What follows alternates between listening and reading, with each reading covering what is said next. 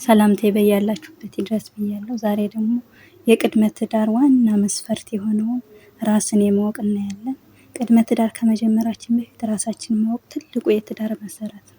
ትዳር ማሰብ ታላቅ ውሳኔ ነው። ነገር ግን ትዳር ከመጀመራችን በፊት መጀመሪያ ማድረግ ያለብን ነገር አንዱ ራሳችንን ማወቅ ስለሆነ ማለት ነው።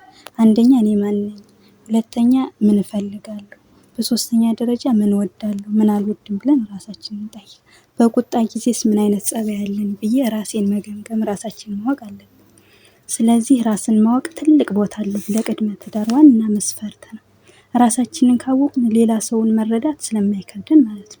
ብዙ ጊዜ በትዳር ውስጥ የሚፈጠሩ ግጭቶች ምክንያት ፍቅር እጥረት ሳይሆን ራስን አለመረዳት ስለሆነ ማለት ነው። በእኛ ባህል ትዳር የቤተሰብና የማህበረሰብ ግንኙነት ነው። ስለዚህ ራሳችንን መረዳት አለብን። ቤተሰብን ማክበር አለብን። ልዩነታችንን መቀበልና በንግግር ችግሮችን መፍታት መማር ማወቅ ራስን መገምገም።